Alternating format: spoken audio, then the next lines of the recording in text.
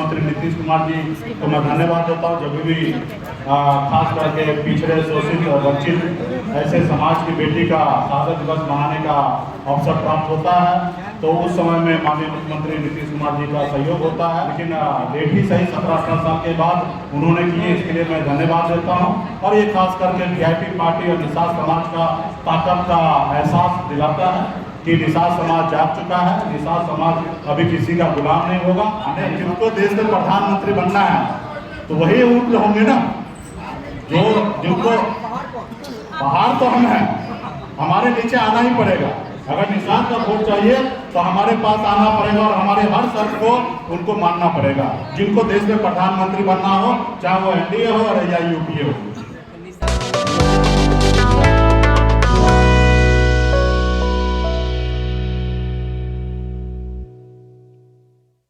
नमस्कार, आप देख रहे हैं बिहार टॉक और मैं हूं आप सभी के साथ ब्रह्मचारी आशीष। हम मौजूद हैं विकासशील इंसान पार्टी के कार्यालय में, जहां पे मुकेश सहनी आज प्रेस कॉन्फ्रेंस कर रहे हैं। आइए सुनवाते हैं आपको कि क्या कुछ कह रहे हैं वो।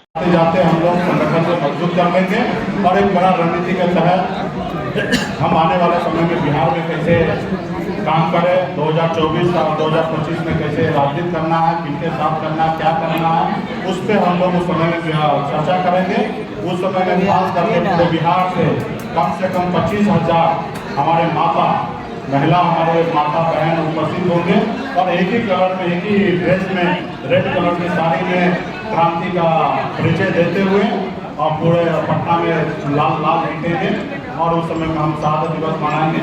ये बात अलग है। उत्तर प्रदेश में जो सरकार है वो वीरांगना बुलंद देवी जी का शहादत मनाने के लिए नहीं देते हैं, लेकिन खास करके बिहार के माननीय मुख्यमंत्री नीतीश कुमार जी को मैं धन्यवाद देता हूँ। जब भी खास करके पिछड़े, शोषित और वंचित ऐसे समाज की बेटी का शहादत दिवस मनाने का अवसर प्राप्त होता है तो उस समय में माननीय मुख्यमंत्री नीतीश कुमार जी का सहयोग होता है और बिहार में कहीं रोक टोक नहीं होता है।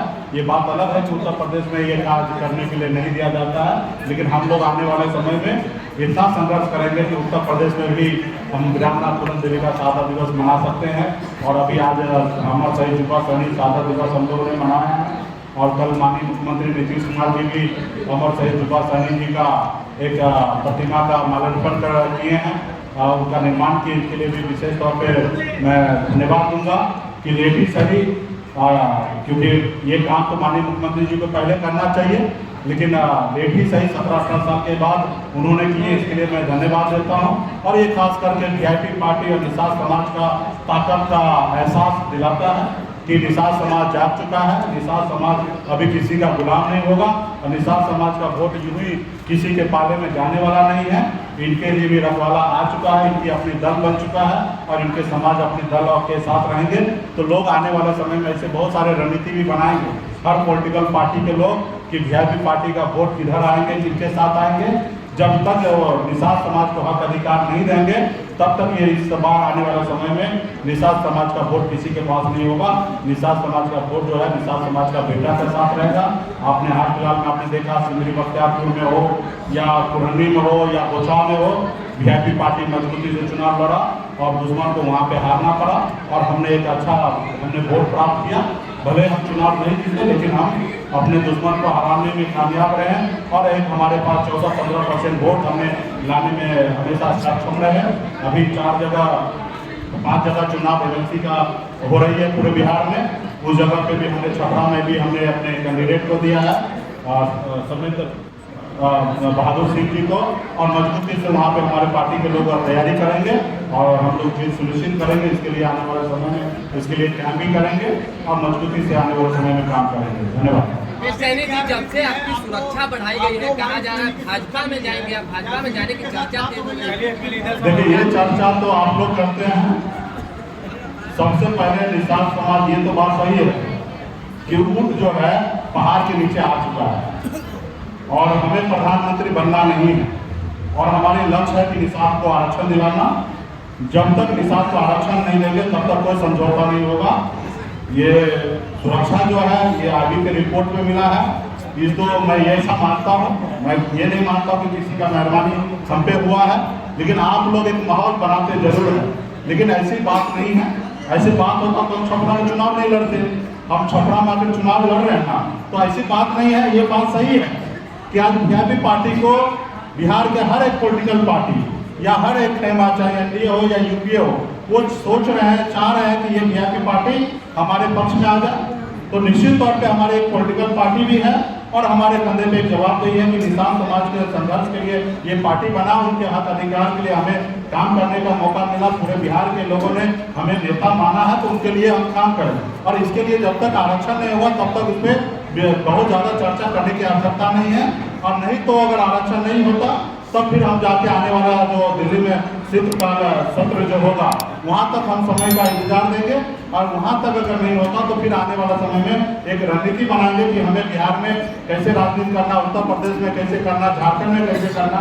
हमारे पास वो ताकत है कि यूपी, बिहार, झारखंड 3 राज्य में वीआईपी पार्टी कम से कम 20-25 सांसद पे लड़ेंगे। और 20-25 सांसद अगर जब बना लेंगे तो निश्चित तौर पे दिल्ली में हमारी चलेगी। और हमारे जो संविधान में जो हमें जगह मिला है, संविधान के दायरे में रहकर निषाद को आरक्षण हमें लगता है कि प्राप्त हो जाएगा। मतलब ये अभी कौन ये बताइए ना। ये बात आने, जिनको देश में प्रधानमंत्री बनना है तो वही ऊँट होंगे ना, जो जिनको पहाड़ तो हम हैं, हमारे नीचे आना ही पड़ेगा। अगर निषाद का वोट चाहिए तो हमारे पास आना पड़ेगा और हमारे हर शर्त को उनको मानना पड़ेगा। जिनको देश में प्रधानमंत्री बनना हो, चाहे वो एनडीए हो या यूपीए हो। निषाद आरक्षण की बात आप इस समय भी करेंगे, 24 के चुनाव के समय नहीं मिलेगा तो फिर आप साथ नहीं देंगे भाजपा का? भाजपा वाली बात ही नहीं हो रहा है। निश्चित तौर पे हमारे जो आरक्षण जिनको देने का दायित्व है उनको देना है। आप कुछ बोल रहे थे सर, अपने साथ की बात करते हैं कि सारण में जो एनएलसी कैंडिडेट आपने उतारा है उस पर आप क्या कहेंगे? हम चाणक्य का बहुत सारे किताब पढ़े हैं और मुझे लगता है कि हम उसी को रास्ते पे हम चल रहे हैं। पार्टी जो होता है वो एक जाति का नहीं होता और पार्टी के सारे लोग तो हमारे साथ हैं ही। और हम जिनको खड़ा कर देंगे उनके पास वोट जाए और उस समाज का वोट आ जाए तब हम जीतेंगे। तो निश्चित तौर पे हम वो काम कर रहे हैं जो चाणक्य नीति में बताया है कि आपके पास एक वोट है और एक वोट दूसरे को लेके जीत सकते, तो वो काम आप पहले कीजिए। तो पार्टी को एक जाति का नहीं है, हम वहाँ पे जीतने के लिए लड़ाई लड़ रहे हैं, सिर्फ नाम के लिए लड़ रहे हैं। इस पार्टी में हर जाति धर्म को जगह मिल रहा है।